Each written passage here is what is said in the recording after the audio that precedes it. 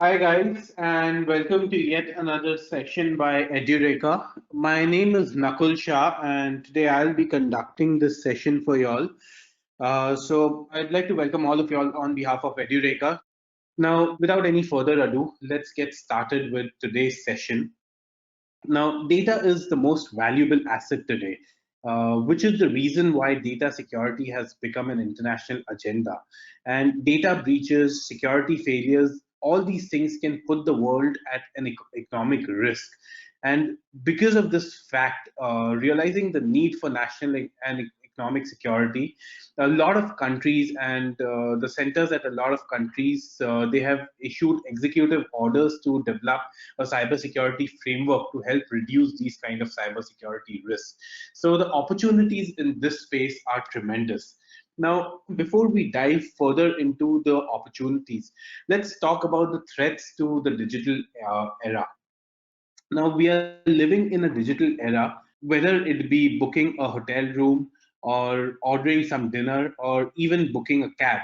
We are constantly using the internet and inherently constantly generating data. Now, this data is generally stored on the cloud, which is basically a huge data server or data center that you can access online. Also, we use an array of devices to access this data. So that's the reason why data is so important, whether it's using our mobile phones, computers, laptops. We are constantly surrounded by data in different formats, whether it's your personal information, professional information, it's information about your projects, it's information about your resume. All this is data, and this data is all in electronic format and digital format, which is stored in different places. So protecting this data is very important, whether you're sharing your credit card data with a financial institution, whether you're sharing your phone numbers with for the purpose of KYC, whether you're sharing your identity proofs for purchase of a SIM card. All this data is important data, and if the data is not kept securely, then it can lead to tremendous losses and also security threats. Now, for a hacker, because all this is digitalized, because all the data is available online, it's basically a golden age. With so many access points, public IP addresses, and constant traffic, and tons of data to exploit, black hat hackers are having one hell of a time exploiting vulnerabilities and creating malicious software for the same. Now, above that, cyber attacks are also evolving by the day.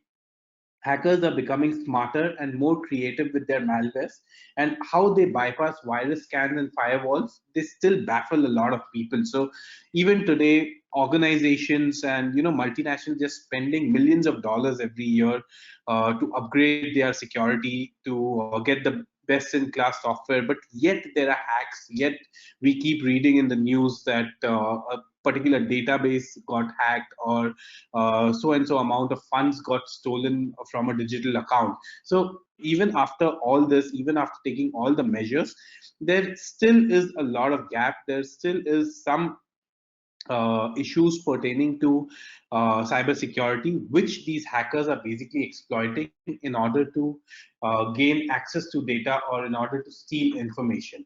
Now, let's take a look at some of the most common types of cyber attacks. So, as you guys can see, here we have listed out a few different cyber attacks, actually 8 different cyber attacks that have plagued us since the beginning of the internet. So let's go through them one by one. So the first one on the list we have is the general malware. Now, malware is an all-encompassing term for a variety of cyber threats, including trojans and viruses. Malware is simply defined as code with malicious intent that typically steals data or it destroys something on the computer. The next on the list is phishing. So, often posing as a request for data from a trusted third party, phishing attacks are sent via email and ask users to click on a link and enter the personal data. Now, phishing emails have gotten much more sophisticated in recent years, making it more and more difficult for a lot of people to discern a legitimate request for information from a false one. And phishing emails often fall into the same category as spam emails, but are more harmful than just a simple advertisement. The third one on the list is the password attack. So a password attack is exactly what it sounds like. A third party trying to gain access to your system by cracking your password. So that is what a password attack is. Next we have is the DDoS attack. So DDoS stands for distributed denial of service. DDoS basically focuses on disrupting the service of a network, and attackers send high volumes of data or traffic through the network that is making a lot of connection requests until the network actually becomes overloaded and can no longer function. So that is what a DDoS attack is. Basically, it's hammering the network with a lot of requests till the network itself fails. And when it fails, a lot of security measures sometimes they cease to operate, and that's how they put the malware into the system. Next up, we have is the man in the middle attack. So by impersonating the endpoint in an online information exchange, that is the connection from your smartphone to a website, or the MITM attacks, that is the man in the middle attacks, can obtain information from the end users and entity that he or she is communicating with. So as a simple example here, you can take that if you're banking online, the man in the middle would communicate with you by impersonating your bank and communicate with the bank by impersonating you. So the man in the middle would then receive all the information transferred between both parties, which could include sensitive data such as bank accounts, personal information, passwords, account details, recovery phrases, etc. So that is what a man in the middle attack is. Next we have is the drive-by download. So through malware on a legitimate website, a program is downloaded to a user system just by visiting the site, and it doesn't require any type of action by the user to download it actually. So it just by visiting a site which is a false site, or it's not the legitimate site, you can end up downloading some information which is not legitimate, and that information or that data or that file can then hamper your systems and infect it with a virus. The next one that we have is maladvertising, which is a way to compromise your computer with malicious code that is downloaded to your system when you click on an affected ad.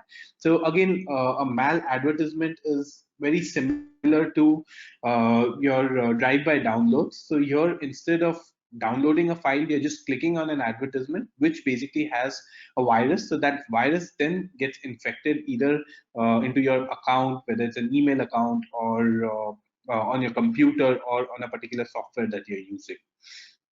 And lastly, we have the rogue software, which are basically malware that are masquerading as legitimate and necessary security softwares that will keep your system safe. So you might download a particular software hoping that this is an antivirus, or it's a software that will actually help you find the viruses, but in fact that software will be a virus in itself. So instead of helping you or making your system better or making your network more secure, it will actually be the cause of affecting your cause that will affect your network, or that will make your network vulnerable to other attacks. So that is what your rogue software is. Now, let's talk a little about what cybersecurity basically is. So, after looking at all sorts of cybersecurity attacks possible, the breaches of the past, and the sheer amount of data which is available, we must be thinking that there must be some sort of mechanism and protocol to actually protect us from all these sorts of cyber attacks. And indeed, there is a way, and this is called cybersecurity. So, this entire terminology, cybersecurity, is basically a way to protect your computers, your network. So cybersecurity is nothing but the protection of internet connected systems, whether it's hardware, software, data, cyber attacks, anything. And in today's session, we are not getting into the details of cybersecurity because it's just an overview of the career in this space. But in more detailed sessions on cybersecurity, you will notice the other aspects of cybersecurity. That cybersecurity not only involves the digital threats that we saw in the previous slide, but also physical threats, whether the threat is from social engineering, whether the threat is from actual physical harm to your computers. Cybersecurity also involves those aspects, and cybersecurity is a very broad space with these different aspects, different kinds of attacks, and also a thing called ethical hacking, which is nothing but uh, thinking and working like a hacker, but with the intention to actually make the systems better, as opposed to what a hacker does, which is nothing but illegitimately accessing data and using it for their own selfish purposes.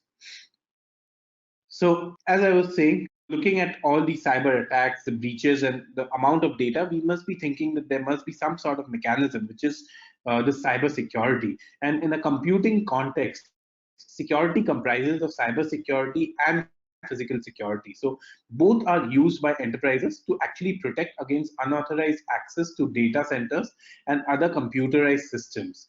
Information security, which is designed to maintain the confidentiality, integrity, and availability of data, is nothing but a subset of cybersecurity. And the use of cybersecurity can actually help prevent against all these cyber attacks. Also, data breaches, identity theft, and overall, it can help in managing the risk to a system, to a computer, or to an entire institution. So, that is what cybersecurity basically is. Now, when an organization has a strong sense of network security and an effective incident response plan, this better able to prevent and mitigate these attacks. For example, an end user protection defense information and guards against loss of theft by lots of scanning computers for malicious code. Now, when talking about cybersecurity, there are three main activities that we are trying to protect ourselves against, and they are unauthorized modification, wherein some data, some information is changed or edited without the right permissions, without the right uh, information available. Unauthorized deletion, so it's similar to modification, but instead of altering it, that information is completely deleted.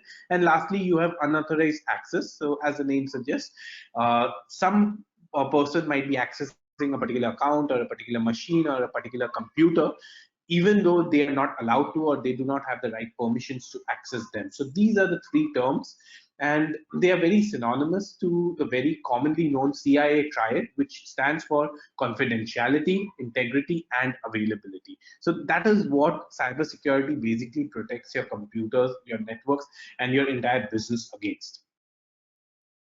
Now, cybersecurity has been there for a while. So, ever since the internet age started, ever since the digital world started, over say 30, 40 years back, since then, cybersecurity has been a thing. In fact, the first computer worm, it dates back to 1980. That's almost 40 years from now, which was called the Mitnick worm. And the 1990s basically saw the emergence of viruses with more and more use of computers and the development of the World Wide Web, where these computers, they started connecting to each other, they started talking to each other. So that's where the emergence of viruses started. And early 2000s saw a surge in the attacks, especially on credit cards. So because credit cards were completely digital, their entire purpose was to eliminate the physical cash and to process everything digitally. That's why, and because it was related to finance, it was basically money. So there was a surge in the attack on credit cards, and that was basically where the entire concept of cybersecurity came into being, because saving these credit cards, saving them from fraud was of utmost importance. And cybersecurity has been morphing itself to protect users all along. So right since the first computer worm till the cybersecurity attacks, and today where all the data is online, cloud-based, cybersecurity's importance has continuously grown and has become the most important thing in today's digital world. Now, because of all these attacks and because of all the data which is being lost and because of all the financial losses that the companies are facing, cybersecurity, as I said, has gained a lot of importance in today's world. So, as you guys can see, the internet sure isn't a safe place as you might think it is. This is not only something that applies to us as individuals or retail users, but it also applies to large organizations and multinationals. So there have been multiple cyber breaches in the past that have compromised the privacy and confidentiality of data. And if we head over to the site called Information as Beautiful, we can see all the major cyber attacks. So I think this is the same website that they have taken from. I'm not certain, but there is a website where you can see all the major cyber breaches that have been committed. So as you guys can see, even big companies like Evernote, Adobe, Target, Yahoo, all these companies have actually gone through major cyber breaches, even though they have a lot of security measures taken to protect the data that they contain. So it's not that only small individuals are targeted by hackers and other people, but even bigger organizations are constantly being targeted by these guys. Moving forward, why should people look at cybersecurity as a viable career option now? Now, there has never been a superior time to consider a digital security profession. Cybersecurity professionals are complex, and the money roles can be found from banks, retailers, and government organizations. And also, on the job, you can expect to safeguard the organization's files and networks, install firewalls, create security plans, and monitor activities. And if a breach occurs, you'll be responsible for basically identifying the problem and finding out the solution quickly. So that's why overall a career in cybersecurity is quite exciting and challenging, because there are new viruses, new threats coming in every day, and your job is not just to protect, not just to remove a particular virus, but also protect and keep the computers, keep the network safeguarded against any of these threats. Also, if you look at it from an employment perspective, cybersecurity has a great requirement. It has a tremendous requirement in the market. So the possibility of a cybersecurity professional not getting a job is relatively lower. So usually cybersecurity jobs are so much in demand that it's rather like, I won't say easy, because you have to be good obviously at the job, you have to be skilled, you have to have good knowledge, but relatively you should be able to at least find opportunities in the space if you're good at it. So that is what cybersecurity is, and it really aligns not just with the traditional software development that we've seen, wherein we develop our Android, iOS, and web-based solutions, but also in all the emerging technologies, whether it's automation, AI, big data, IoT. All these fields, they require cybersecurity, and the career growth is also tremendous. So once you get into a career in cybersecurity, you can certainly expect a good growth in this space, because the demand has simply seen a surge in the past few years. Now, when we talk about job roles in cybersecurity, so there are different kinds of roles that you can apply to. And because of the frequent attacks, the careers are varied and qualified professionals are quite in demand. So if you're looking to work in this fast growing career, you can start exploring cybersecurity careers now. And there are ample opportunities and job roles available in cybersecurity domain. So some of them include the security analyst, who basically plans and executes security measures. Then you have a consultant, a security consultant, whose job is to advise and implement security solutions. Then you have a security specialist, who at an entry level stage has a huge potential and eventually can grow into an analyst or even a tester. Then you have an IT security auditor, who finds the weak spots in a security system before any criminals or any black hat hackers do so.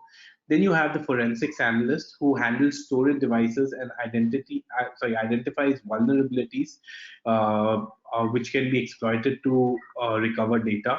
And finally, you have the penetration tester, who keeps record of activities and discovers the vulnerabilities.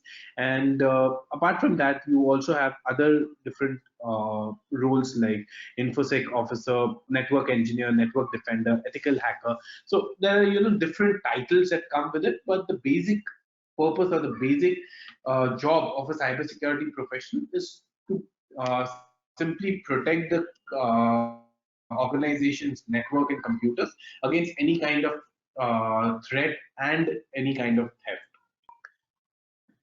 So statistically speaking, cybersecurity positions, they have seen a good surge in the past few years. So almost one third of all the tech jobs in US, as per one of the sources, they were in some way related to cybersecurity. And at the end of 2019, there were more than 35,000 openings for cybersecurity analysts in the US as per certain resources. Also, as per another research that was conducted, it was estimated that cybersecurity is about 2.5 to $3 billion industry, which is out of the $150 billion IT sector in India. So that's what cybersecurity forms. It forms a 2% market in the Indian IT sector, and with the sector on track to reach 350 billion in the next 5 years. So we estimate that 10% of all the IT jobs in India, they are going to be somewhere related to cybersecurity. So that's how significant, that's how booming this particular space is, statistically speaking.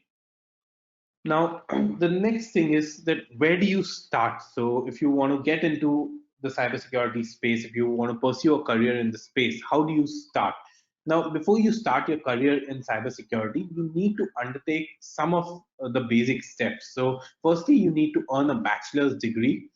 And while it's possible to get some entry-level cybersecurity positions with an associate's degree as well, most jobs require a 4-year bachelor's degree in cybersecurity or a related field such as information technology or computer science. And the coursework, programming and statistics, combined with the classes like ethics and computer forensics that you would take in your undergrad, it basically prepares students with technical and analytical skills that would be required for successful careers in cybersecurity. Also, in an environment where data breaches have become the norm, more cybersecurity programs are being added every year. And before choosing a cybersecurity degree, prospective students should make sure that it is accredited and also aligns with their current career goals. Now, once you have a college degree, secondly, you need to complete certain advanced trainings. So some employers will require candidates to probably hold an advanced degree such as master's in cybersecurity. Also, prospective employers may offer assistance to complete this goal, and the master's degree takes an additional 1 to 2 years to complete after the bachelor's degree and provides advanced instructions in protecting computer networks and electronic infrastructures from attacks. So students basically learn the ethics, practices, policies, and procedures of cybersecurity as they study hard to tackle the network security defense techniques and the countermeasures. Also, cybersecurity professionals can earn certifications to boost their skills while working full time to gain hands on experience. And thirdly, we need to pass the security clearance test. So, security clearances are necessary for those who wish to work with classified information. For example, a military or government agency. Etc. And each type of clearance has its own procedures and paperwork, and the process, which takes 3 months to a year, does not begin until an employer decides to hire you, at which point you'll receive a conditional offer of employment. So the first step is basically to submit the necessary documentation, followed by a background investigation. So those are, some of the steps that are involved when it comes to pursuing a career in this space. Now, when we talk about the skills required for cybersecurity job roles, so there are a number of skills which would be required for anyone entering the cybersecurity employment market, whether it's his or her first professional job or transforming from another computer related field. Now, there are certain key skills that would be needed. The first one is the problem solving skills. So the person should have problem solving skills, as this is one of the most important characteristic because of the sheer complexity of the data involved. Next is the communication skills. So cybersecurity professionals must have strong communication skills, strong written and verbal communication skills, as the job in the field requires them to communicate clearly and concisely with clients and executives about what the problem is and how they're trying to tackle it. And some other skills which are needed are inductive reasoning, analytical thinking, logical skills, and also psychological insights. So these are some of the basic skills that you need to have when you're looking to pursue a career in this space. Now, there are a number of different certifications that you can look at. At a beginner level, there is network and security certification called CompTIA. Then you also have the EC Council certification. both at a beginner and an intermediate level. You also have the SSCP at the intermediate level. And finally, in the advanced level, you have the CISA and the CISSP. So these are the different certifications that you all can acquire to show your accreditation as a cybersecurity expert. Also, when it comes to the job specific responsibilities and skills, so based on what field you're getting in, there will be different responsibilities and skills involved. As a security engineer, you will be mostly working to examine the code bases of organizations and the software that they have built, or you will install certain security protocols, certain applications into the software. And these kind of responsibilities basically requires you to be good with the command line interface and different tools like IDS and IPS. Also, you should be able to trace the computer using computer forensics, and you should be well versed with different kinds of computer viruses and the entire infrastructure that is required by the particular industry or by the particular organization.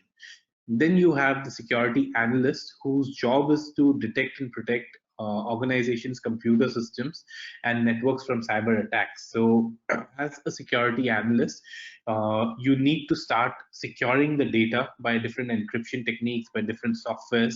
You also should be familiar with certain firewalls and other tools like the SEIM tools, as well as a good understanding of how to monitor the network against attacks, to know when a network has been attacked or when the network is on the verge of being compromised. So, as a security analyst, those will be some of the things that you need to look into. Then you have your security administrator. So a security administrator basically manages the security solutions, and he does some of the activities. They overlap with a security analyst that we saw earlier in monitoring the network. And as an administrator, again, you need to have a good understanding of servers, the infrastructure, firewalls, as well as advanced knowledge of some of the tools like IDS and ISP. And communication skills is one of the things that goes with any of the roles that is involved over here. Then you also have a security specialist who works alongside the security administrator to help in keeping up to date with any security updates, any improvements in the current software. And the skills required are ethical hacking and critical thinking. So these are some of the things. Basically, a security specialist tries to mimic the actions of a hacker, but the intentions are clean. The intentions are basically to report those flaws, to report the issues to the organization and to the concerned person before an attacker can actually come and violate those drawbacks in a particular security system. Also, when it comes to the different roles based on the level, that is entry level, mid level, or advanced level, you have these different kinds of roles, and they're also guided by the nature. So you can have a cybersecurity technician, a cybersecurity crime analyst, incident responder, IT auditor, security analyst, consultant, tester. So you have these different kinds of roles based on the industry you're getting in, the level you're getting in, the knowledge you have. You can apply for these different kinds of roles and take your career forward from there. All right. Now, the next topic is about the pay scale. So, how much do cybersecurity jobs pay? Now, the explosion in the demand for skilled cybersecurity professionals, combined with the scarcity in the skilled people, has resulted in high wages and benefits of qualified applicants. And so, on the screen, you can see some of the median salaries that's available. More specifically from the US job market, which has been collected through certain sources. Of course, this is not an exact science. It's just some polls that are probably conducted, or some research data that gives these numbers, but it cannot be considered 100% perfect estimate. But this will give you an idea as to where you can see your career move. So As an example, a security engineer earns a little over $110,000. Same is the case with an ethical hacker, while a security manager can make anywhere between 120 to $185,000. And a chief information officer is also in the same range, probably a little higher, with the upper limit of the salary almost touching $200,000. So that's where these different salaries are. And for similar roles in India, the salary ranges start at about 11 lakh rupees for a security engineer, and about 5 lakh 70,000 for ethical hacker. And a chief information security officer can make a little over 15 lakhs, whereas a security manager also makes a little over 15 lakhs, could make a little over 15 lakhs over year. So those are, some estimates as to where the salaries are. All right, guys, thanks a lot. And I'm signing out for now. Bye bye.